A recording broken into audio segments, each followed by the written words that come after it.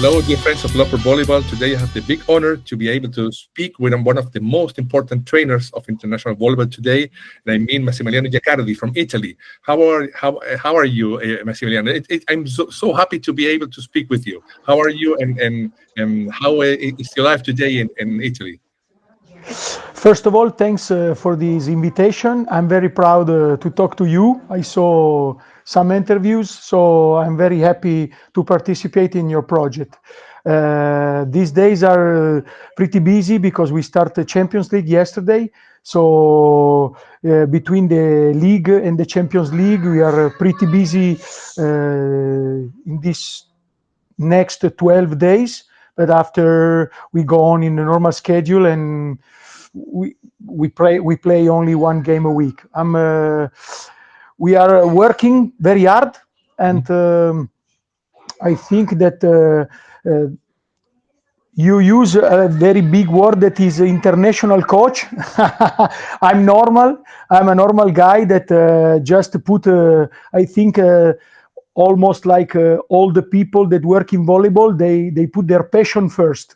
So this is the deal, I think, all over the world about volleyball.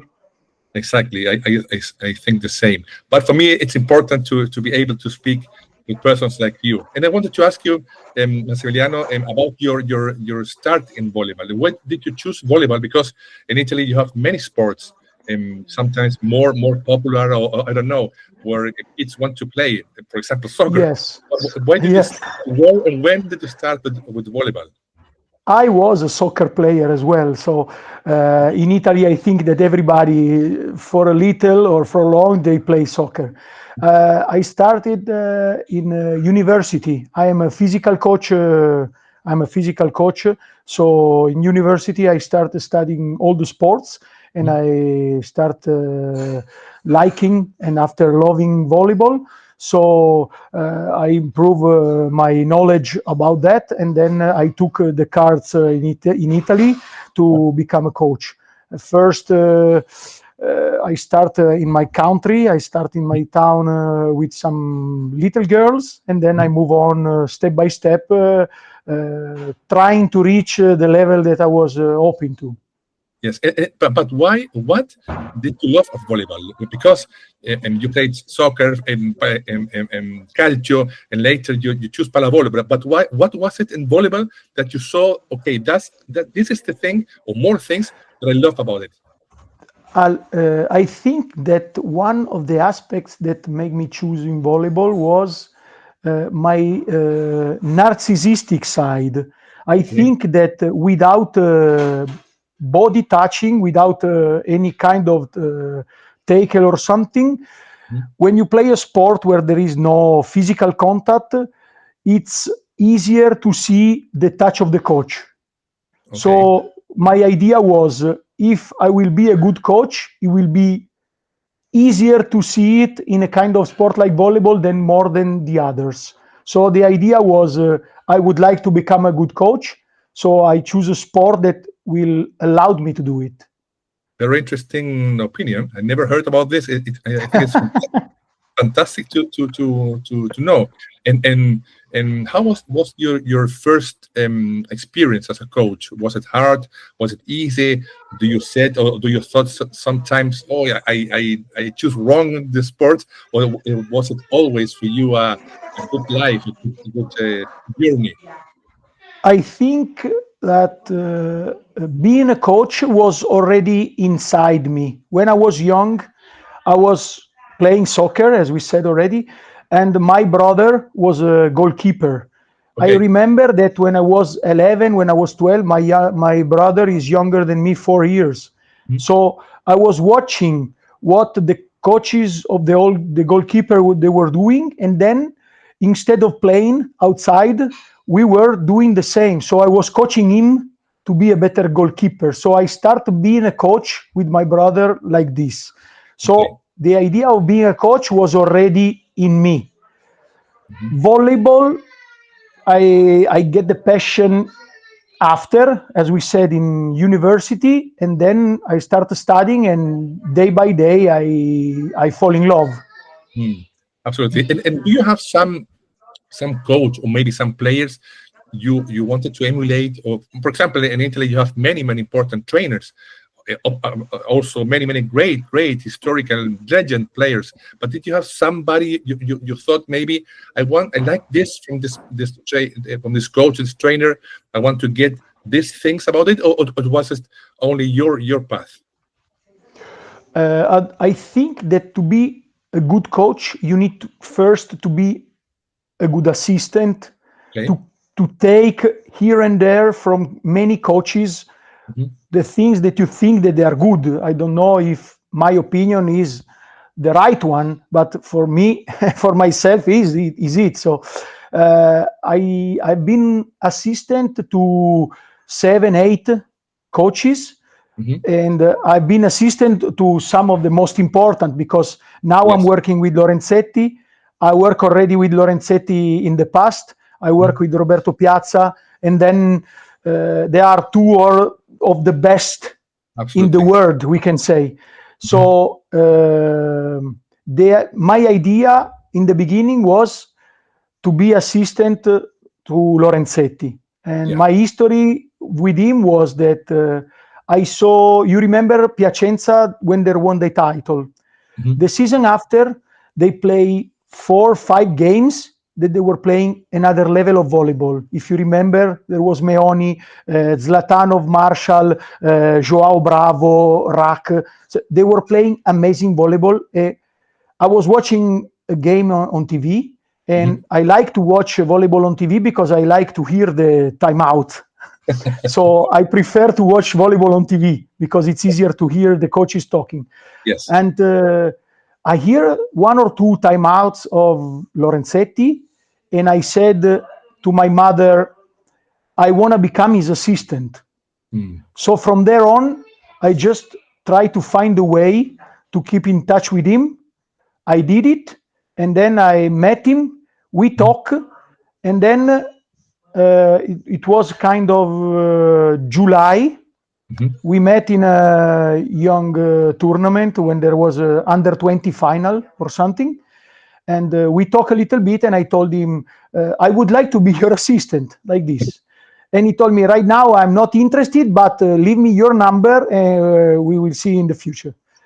And 1 month after, he called me and he told me, maybe I will have a spot for you in Piacenza. So I was working in a coffee farm as an employee. I have 2 children. I was married. And 2 weeks after he called me, I quit my job to be ready to go with Lorenzetti. And 2 weeks after he called me and he told me, no, I'm sorry, that spot, there's no spot anymore. Really? And then, yes.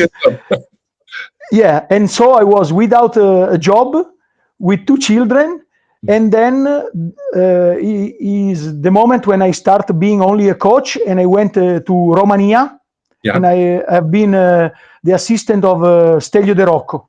Okay. And from there on, my passion became my job, because from there on, I'm only a coach. It's like a movie. I wanted to ask you something you said. I think it's very interesting, because my father was also a trainer. He trained me and many of my friends here in Chile, and he told me many times, that was his opinion, that when you're in a game and you're asked a timeout, many times you said something to your players. Many times they didn't listen to you because they are so focused and playing the crowd. I don't know. So I wanted to ask you, what do you think about this? Because I as you love to watch the volleyball, and especially the timeout, to hear some trainers. And I saw, for example, some example. I remember the Japanese team before the team, where the coach didn't talk anything. The players talk between them. Or, for example, the American trainers, clearly Mark Dunphy, Doug Bill, they were very, very, very silent and very calm. Beside the Russian trainers, they're shouting, and also the Italian, Velasco, I don't know. What do you think about this, especially in the timeout? Do you think it's possible to change the player minds, or it's impossible because there's so much pressure for the players? First of all, I agree with your father. Sometimes there is a lot of distraction. Yes. I agree. I think we are using both techniques. Sometimes the coach is talking, sometimes he's just leaving the player talk themselves. Yeah. I think there's no right and there's no wrong, and it's just the ability of one of the ability of the coach is to find the key, the solution, even for this situation. So like in the technical situation, like in the tactical situation, I think that in the timeout you need to find the best way to communicate with your players, and sometimes the best way is say nothing. So I think that you need to find the right way for the player you have that season. Yes, yes. I also remember when the final of the Olympics in Los Angeles in '84 against United States against Brazil. We saw the American team with many technology, with statistics, sitting in the crowd, watching the game, giving the trainers a lot of information. What do you think about this? Today we have a lot of software. We have a lot of information. Many the teams have a lot of, I don't know, a lot of, but people specialized in giving the trainers and the assistant statistics. What do you think about this? It's important. It's part of the game. It's not so important, but sometimes the clubs ask for it. What do you think about this aspect of volleyball today? I think that technology is helping a lot. I think that numbers and studies are very important, because you can understand and you can see the path you want to go. Okay. But we can say the number, they don't play volleyball. So after that, the important thing is to find the right way to read them, again based on the player you have and the team you play and the management is around and the expectation of the team, of the management, of the city, whatever. I think that the numbers are really important if you are able to use them in the right way. Exactly. I remember, I'm sure you also remember the final of the Olympic in London in 2012 between Russia and Brazil, where the Russian trainer changed his middle blocker Musevsky and put it in the outside hitter position. We all thought he's crazy. What is he doing? But maybe because of this change, he won the Olympic Games. I don't know. I don't know if the statistics said something about to change this player, but I think maybe sometimes your instinct is always always important as the numbers. I don't know. It's my own thought about this. And I wanted to ask you. Tell me, please. No, I think I agree with you. Because the coaches, they are living together with the players, so they know them. They know them better. Yes. I think that was not about the statistics that the coach of Russia made that change, but was about knowing Musevsky and knowing what he was capable to do. So he thought that in that moment, in the other position, could be better for his team that Musevsky play the other position. So Yes. I think that the day by day work make you understand better your player, and for sure this sometimes could be more important than numbers. Sure. Yeah, sure. And I wanted to ask you about your career, because I researched something and I saw you also trained in Switzerland and abroad Italy. How was this experience for you, and how has this affected to your experience, to your view of volleyball? This experience, they were really good. They made me grow a lot. This kind of experience started from the belief that I have in the beginning. I was talking around in Italy, and they told me, if you want to become a good coach, you need to move around, you need to go outside, become a good coach, and then maybe 1 year you will come back better. So I did it.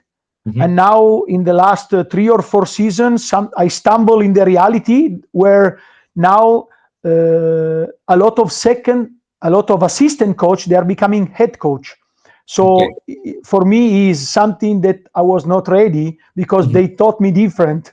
So now I'm struggling a little bit with this because it's like, oh my God, they told me you move around, you go away abroad, you learn and then you come. And now is what you did abroad doesn't count because you didn't in Italy. So maybe it was better if you were assistant for 7 years for a good coach. So this is the struggle of my life, actually. Absolutely, and I think it's for me. I am from so far away from the first word of volleyball. It's so fantastic to watch volleyball, especially in Italy, in Europe. We're so far away, but all the things that you're telling me is very important, very interesting to know because beside volleyball is the star, but behind volleyball, there are persons, there are dreams, there are effort, and many persons who like a theater play. The backstage is so important. Not only the actors, they're performing in the theater. So I think what you're doing, what you have done, is so relevant. I wanted to ask you about the team that you're working today, the Susa Vim Perugia. A team with absolutely stars, and the list it's crazy, absolutely crazy. How is it for you to work with these guys, with the trainer?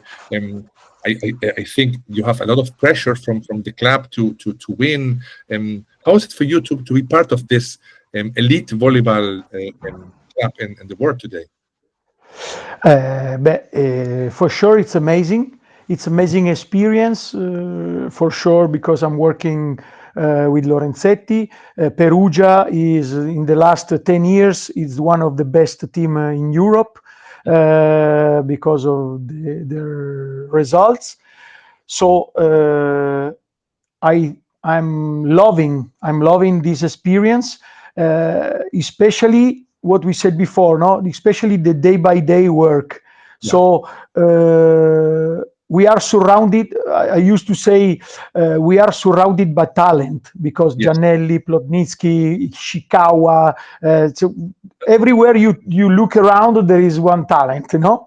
So this is motivated you every day to go in the gym, work hard, and be the best version of yourself to help the coach, to help the team to achieve what we have to achieve.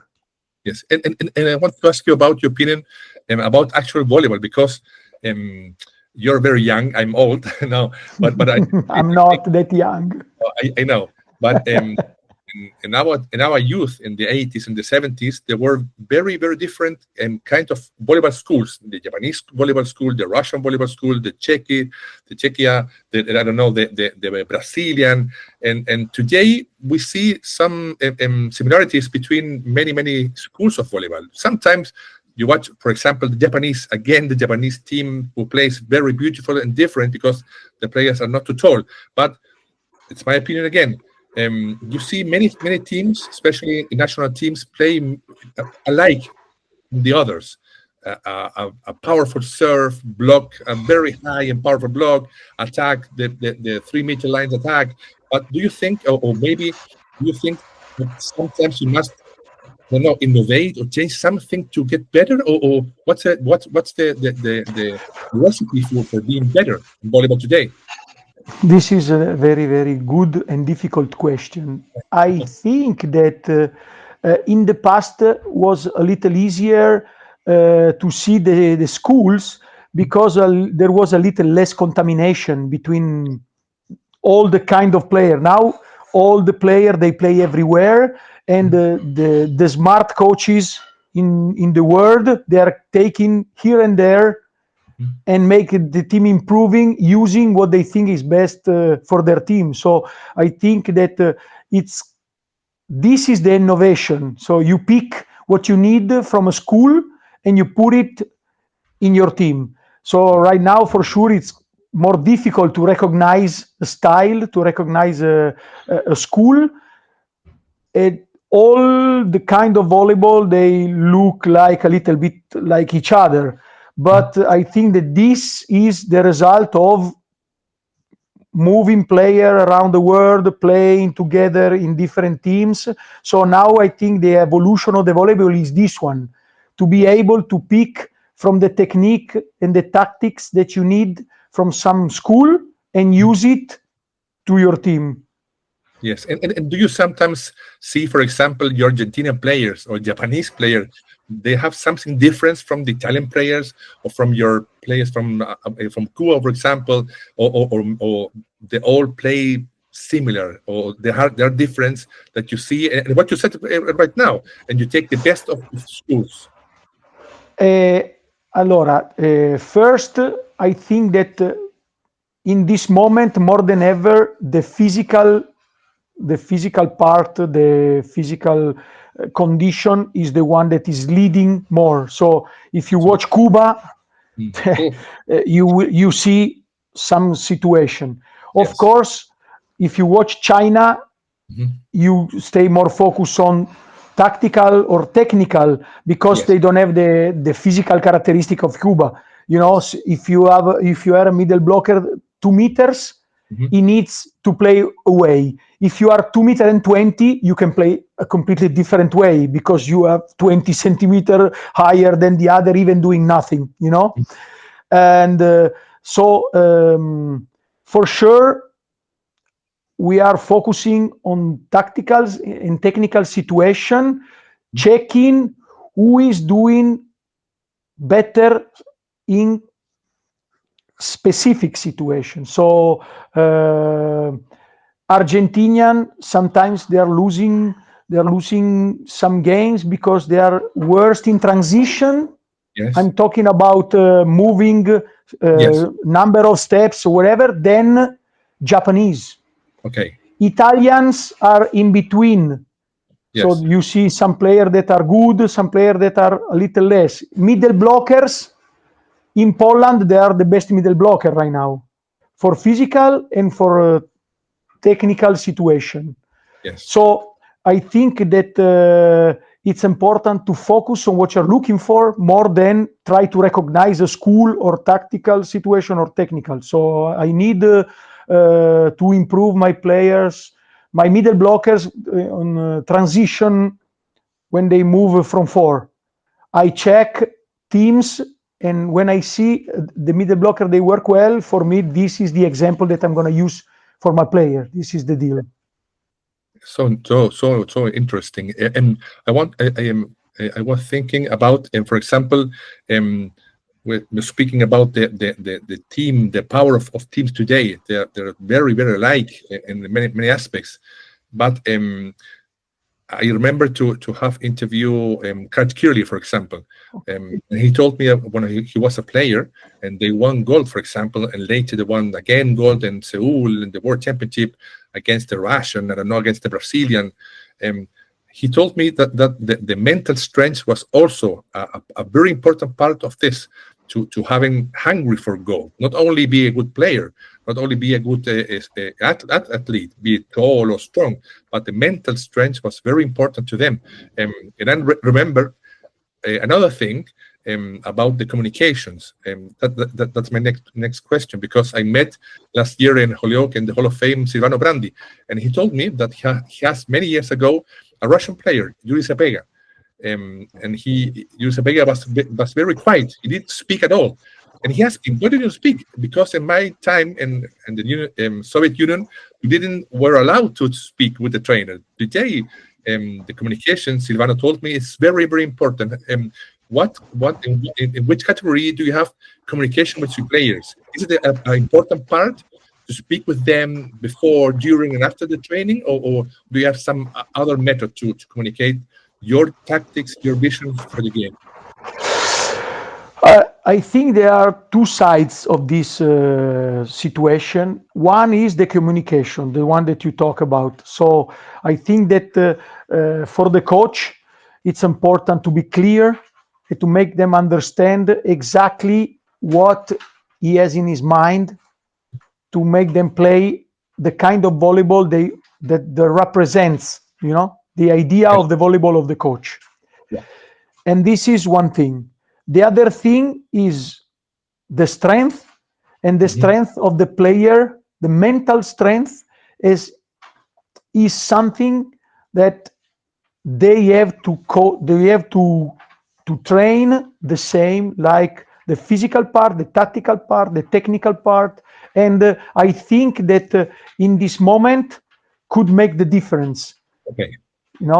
And I think that in general, some player, they are underestimating this side, so they are focusing on improving the technique, improving the strength, and sometimes they don't recognize the signs that are pretty clear that the weakness is somewhere else. Yes. We And saw this. Oh, please follow. Sorry. Oh, sorry. No, the deal was the third aspect that I forgot is that with the communication, you link with the player. So the relationship with the player becomes X factor to get the results. Yes. You spoke about the Polish players, for example. They have a fantastic team, but they didn't have won the Olympics many years ago, for many years. I don't know why. They have a fantastic team, fantastic middle blockers, and also they beat the Americans in the semifinals. Absolutely, that was a killing machine. But later they didn't play well, and so I think maybe the mental strength is very important. Beside the other aspects, the Cuban players told me they are physically absolutely overwhelming, but what is missing? I don't know. That's it's my the Cuban team miss a little setter. That it's really important as well. Yes. I agree with you.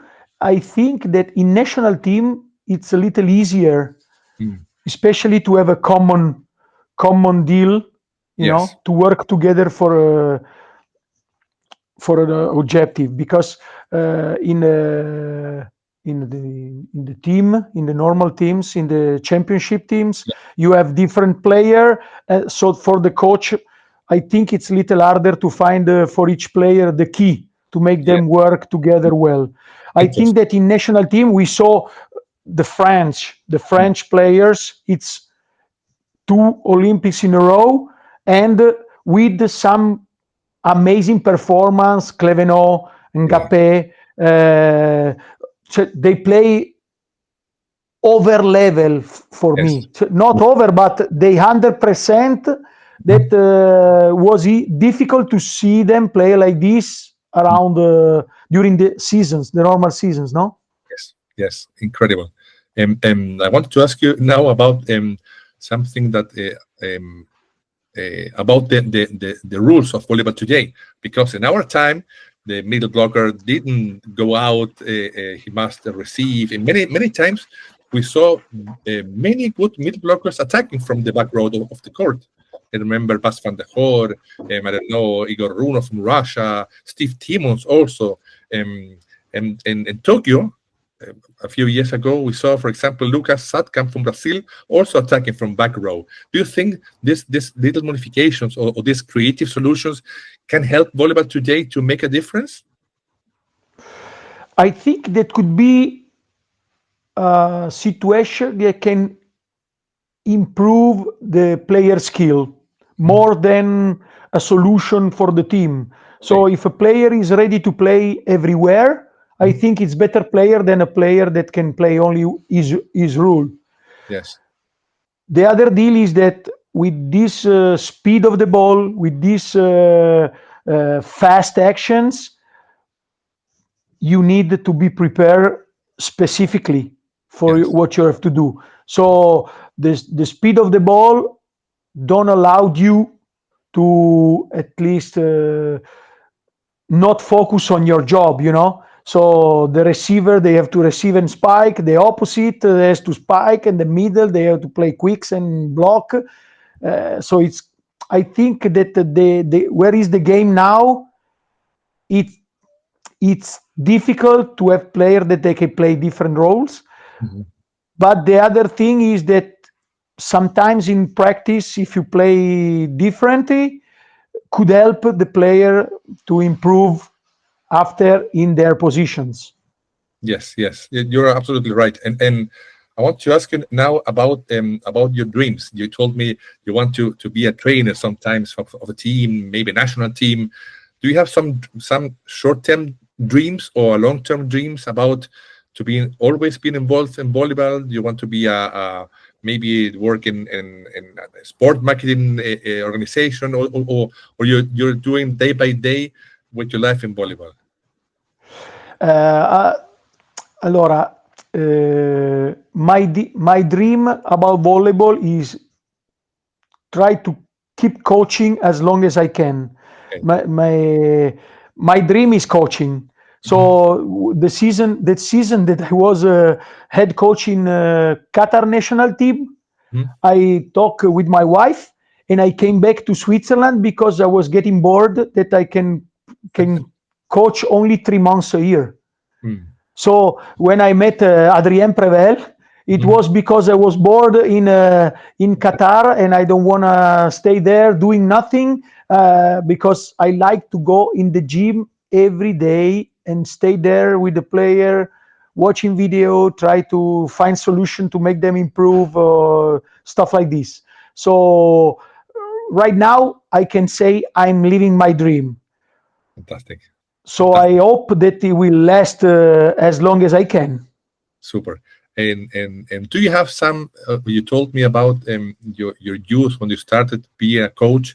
Do you have, for example, some ideal team today that you would manage to coach if you have the possibility to contract to take any player from the world in your team today? Do you have some ideal team? It's difficult because you know the player only when you start coaching them. I know. So but suppose you have the okay. it's So a gift, lottery. I think that I'm already in a team that could be a dream team I know. because we have a very very good player. So my idea is that whatever team I'm coaching is my favorite. I know. Of course, now we are talking about Giannelli, we are talking about Plotnytskyi, Bentara, blah blah blah. So for sure, it's easier for me to say it. But I was thinking the same when I was in Switzerland, when I was somewhere else. My team is my favorite and the best team that I can coach. And a historical team, for example, do you have some historical? Let's go back. Do you have some historical team that you would love to have coached sometimes 20 years ago? In Italy for sure.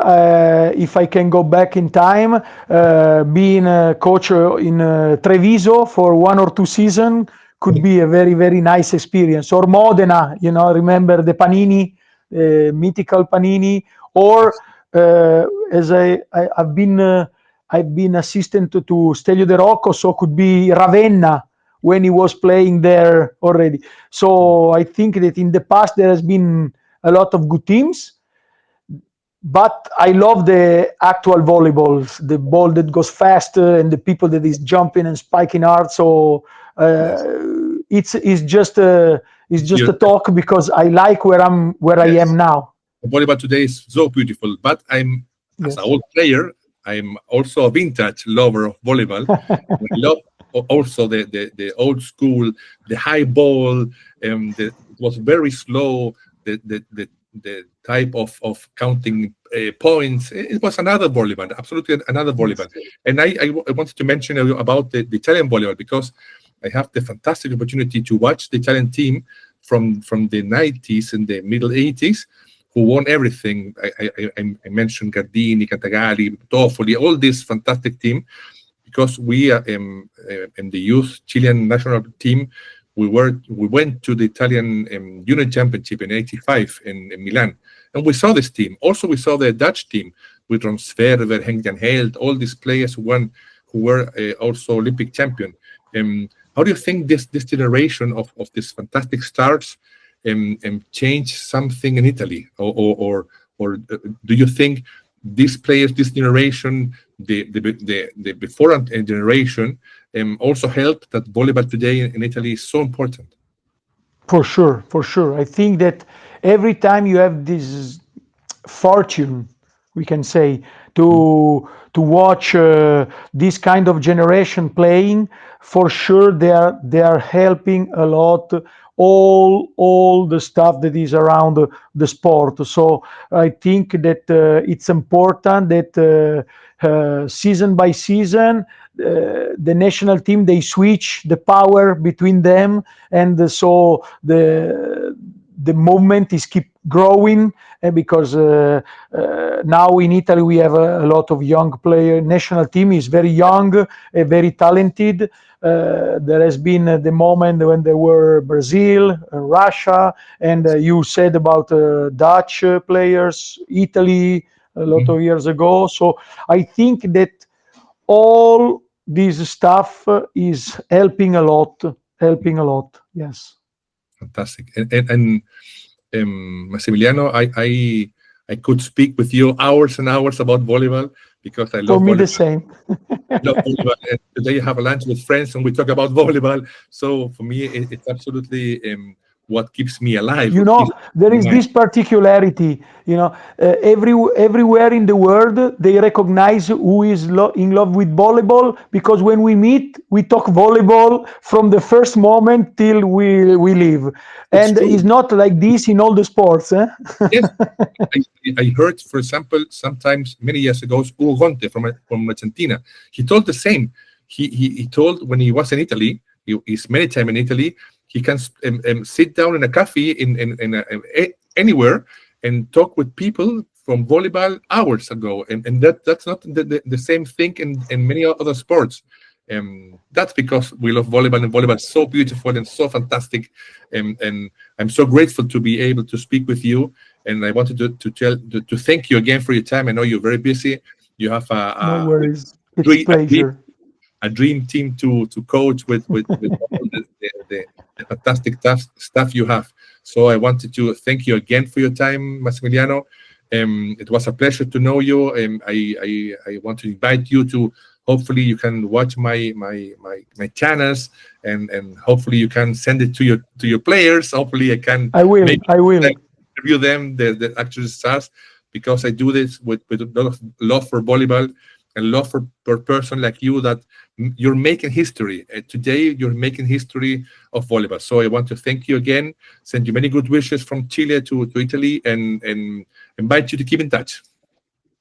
Thank you very much. I appreciate a lot, and it has been a pleasure. I can say the same. We can talk volleyball for hours. So for sure we'll keep in touch. I'm gonna follow your channel, and for sure I'm gonna talk about it with the players, with the coaches that I know.